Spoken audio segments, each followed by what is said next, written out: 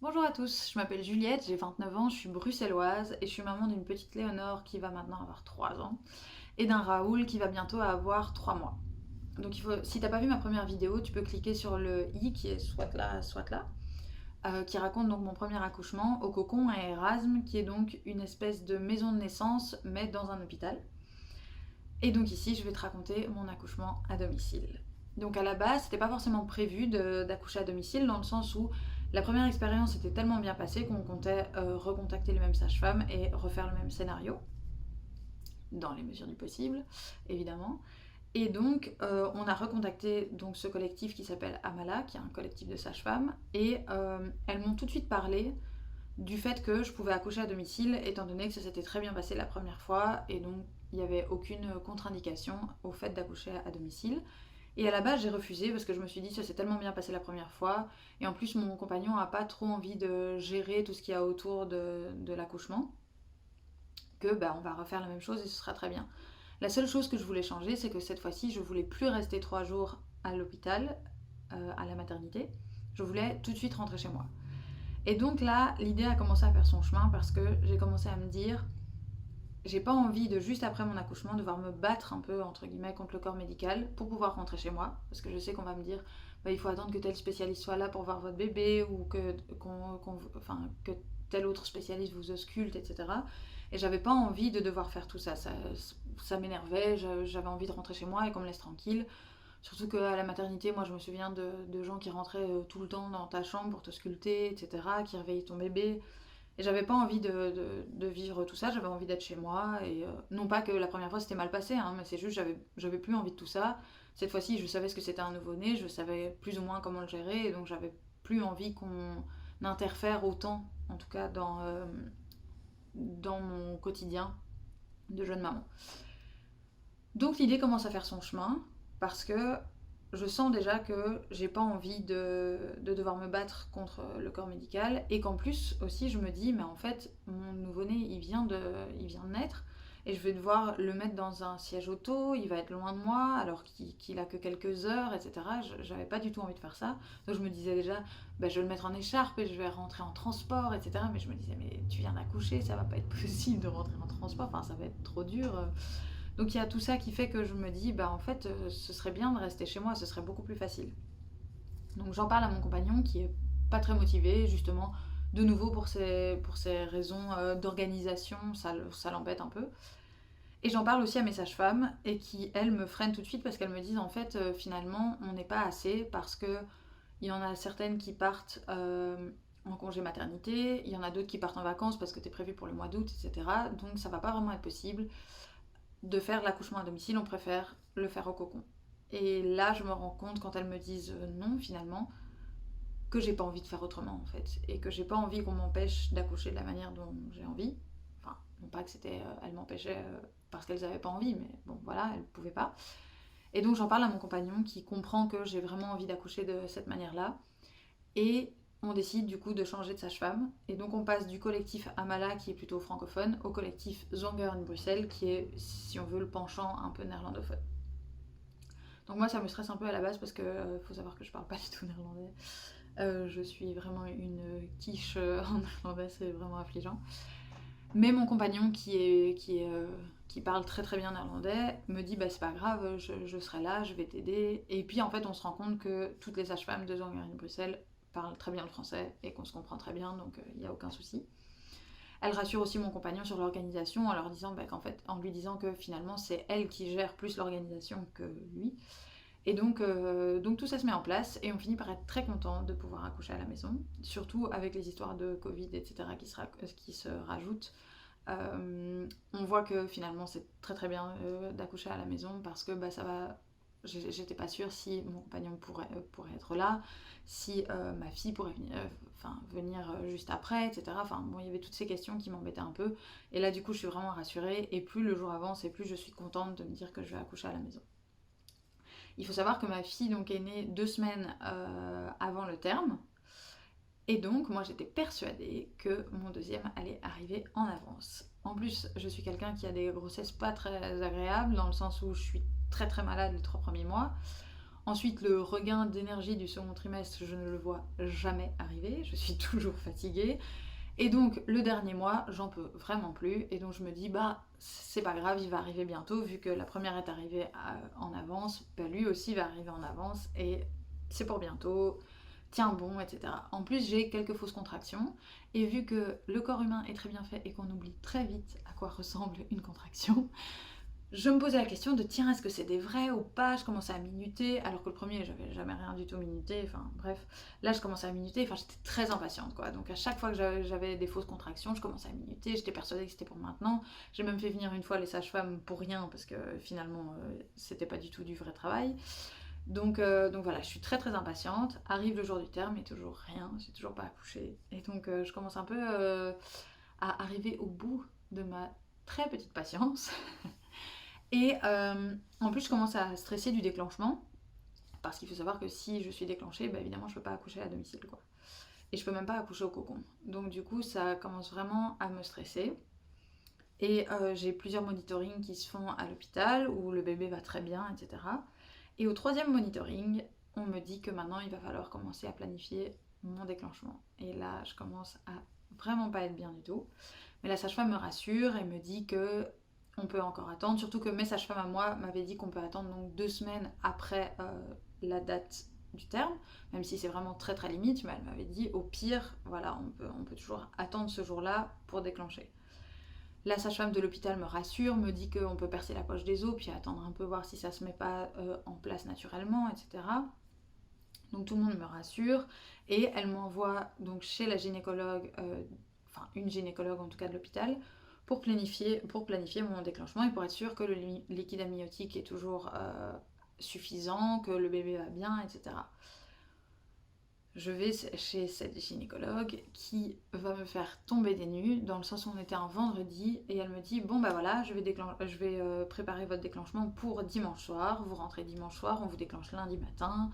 Euh, et donc moi je tombe tout à fait des nues parce que moi c'était normalement pour le jeudi, donc j'avais encore presque une semaine, et donc je commence à paniquer, à lui dire bah non c'est pas possible, je vais pas être déclenchée dimanche, on est vendredi, on m'a dit que ça pouvait encore tenir une semaine, etc. Et elle me dit ah non non non, il faut pas attendre, c'est dangereux pour votre bébé, donc c'est dimanche soir. Et je commence à discuter avec elle et tout, et elle me dit bah au plus tard lundi soir, de toute façon je vous déclenche. Et en plus, elle rajoute mais en tout cas, moi je veux pas attendre. Si on vous déclenche, donc on perce la poche des os et puis on vous met de l'ocytocine. Il faut être proactif, il faut pas attendre, c'est dangereux, blablabla. Et donc moi j'emmagasine tout ça, tout ce qui est contre ce que je voulais absolument pour mon accouchement. Donc il faut savoir que mon premier accouchement était naturel, sans rien, etc.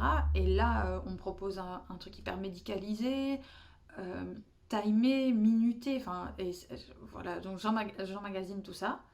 Je sors de l'hôpital et je fonds en larmes, vraiment, littéralement, je sais pas me rattraper.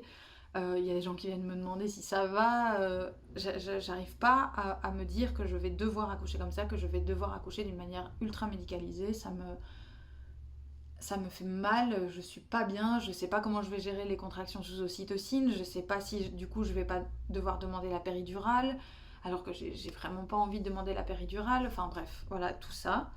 Le temps que mon compagnon arrive pour venir me chercher, parce qu'avec ces mesures Covid, moi je savais pas s'il pouvait venir ou pas, donc les monitorings je les ai toujours fait seuls. Et donc il vient me chercher, en plus on s'était un peu embrouillé avant, bref, il vient me chercher, je suis en larmes dans la voiture, et puis je finis par lui expliquer. Et il me dit, bah écoute, on va tout faire pour que s'il arrive naturellement, et on va faire des massages, et on va te mettre des huiles essentielles, il va même chercher de l'homéopathie, bref, il me fait des massages toute la soirée, pour des massages dans le bas du dos, tout ce qu'on a vu avec la méthode Bonaparte, enfin on se donne à fond pour qu'il arrive. Puis on va se coucher, et moi je me dis, bah de toute façon, voilà, si c'est comme ça, il faudra en tirer le meilleur, il faudra arriver à vivre avec, et il faudra faire quand même en sorte que ça se passe bien. Et, et voilà, on ne peut pas tout maîtriser, c'est comme ça. Et voilà, donc je finis par me résigner, par me dire que, enfin, avec une grande tristesse, mais bon, voilà, quand même, je finis par me résigner et à me dire, bah, si ça doit se passer comme ça se passera comme ça, et on peut pas faire autrement. Et à 5h du matin, j'ai une première contraction.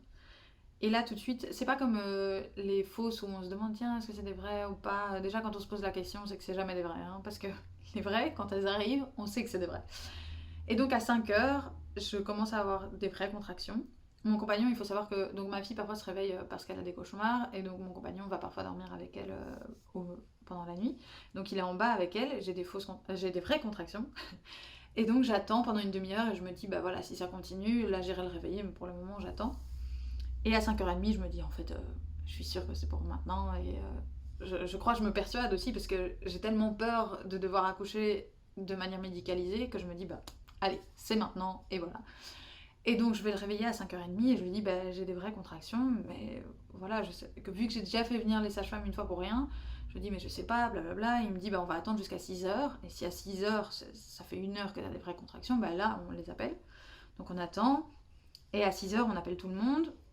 Il faut savoir que nous, on savait pas très bien ce qu'on allait faire de notre fille, dans le sens où j'étais pas sûre d'avoir envie qu'elle soit là et de devoir gérer mes contractions avec elle, de devoir lui parler, de devoir lui expliquer, etc. Donc on avait une solution de rechange qui était soit d'appeler qu'elle aille chez sa grand-mère, soit chez des amis.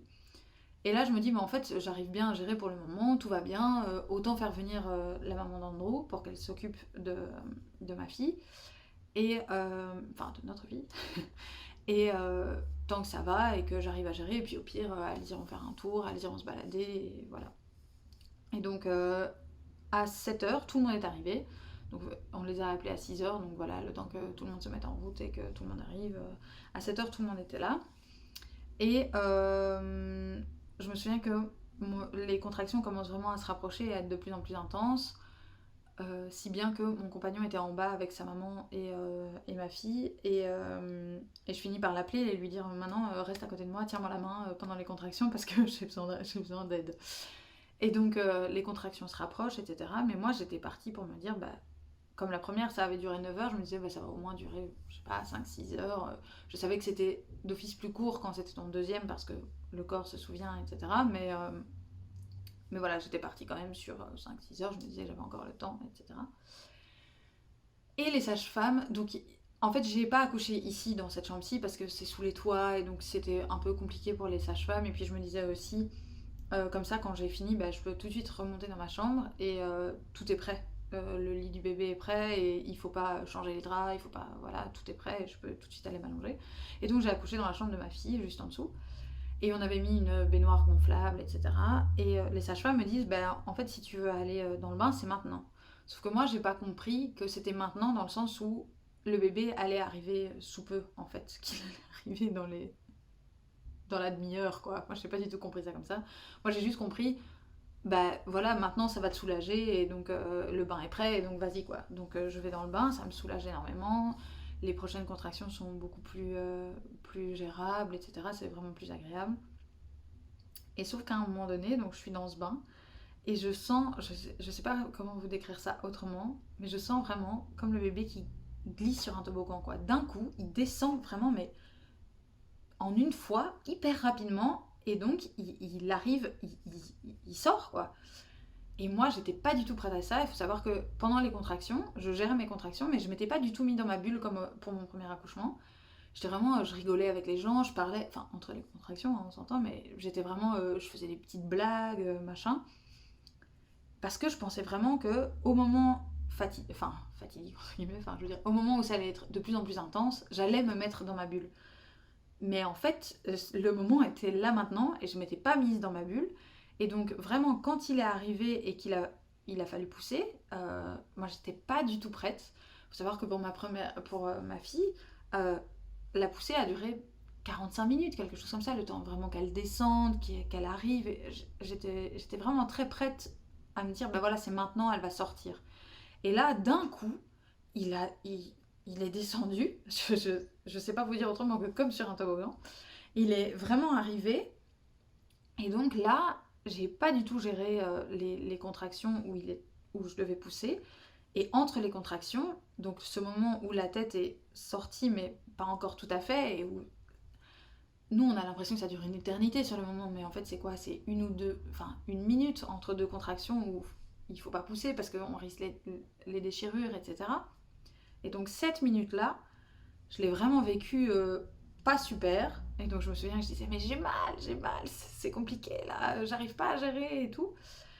Et donc ça c'était vraiment le moment très difficile. Et je me souviens que donc ma fille en fait pendant mes contractions elle sentait que, je sais pas si elle sentait que je gérais, mais en tout cas je criais pas du tout, enfin je faisais juste des sons graves, etc. Et donc elle parlait à sa grand-mère, elle disait ah maman elle a un peu mal mais ça va, enfin en tout cas elle s'en mêlait pas plus que ça, elle était tout en bas. Et puis à ce moment-là, elle a dit à sa grand-mère, enfin c'est sa grand-mère qui me l'a dit après, ah maman a mal, il faut que j'aille l'aider. Et donc elle est montée et elle est vraiment arrivée pile au moment où le bébé venait de sortir, il était sur moi, donc Raoul est né dans l'eau du coup. Et ma fille était juste à côté, mon compagnon aussi, et donc c'était vraiment un moment magnifique parce que je me souviens qu'entre pendant tout le travail, je me disais, mais c'est tellement chouette d'accoucher à la maison, je suis tellement contente que Léonore soit là. Enfin, j'arrêtais pas de répéter ça, donc ça faisait rire tout le monde, mais j'étais là, oh, c'est tellement chouette, c'est tellement bien. J'étais vraiment très contente que ça se passe comme ça. Et donc là, vraiment, d'avoir ce souvenir dans la chambre de ma fille, de mon fils qui naît, entouré, etc., enfin, c'était vraiment très agréable. Et donc ça s'est vraiment très bien passé. J'ai j'ai pas d'accouchement que j'ai préféré parce que c'était vraiment très différent dans le sens où mon premier a duré plus longtemps, donc c'est plus de contractions à gérer, etc. Mais j'étais beaucoup plus dans ma bulle et c'était beaucoup plus doux, beaucoup plus lent. Euh, et le deuxième a été très rapide, donc du coup c'est pas plus mal parce que donc c'est moins de temps où il faut gérer les contractions, etc. Mais beaucoup plus intense au niveau des sensations, notamment quand il est passé.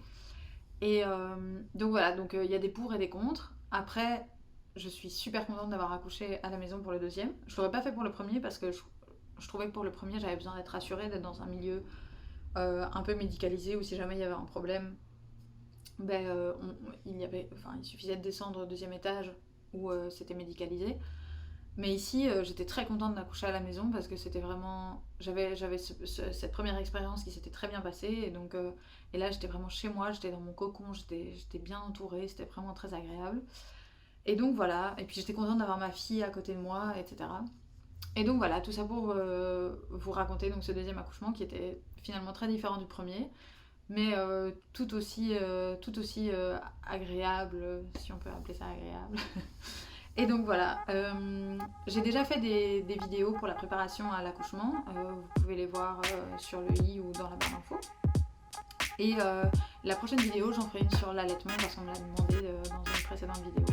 Donc n'hésitez pas à vous abonner, à liker si vous avez aimé cette vidéo et à commenter si vous avez des sujets qui vous intéressent ou si vous avez des suggestions d'amélioration pour la vidéo, etc. N'hésitez pas. Merci beaucoup d'avoir regardé et à bientôt.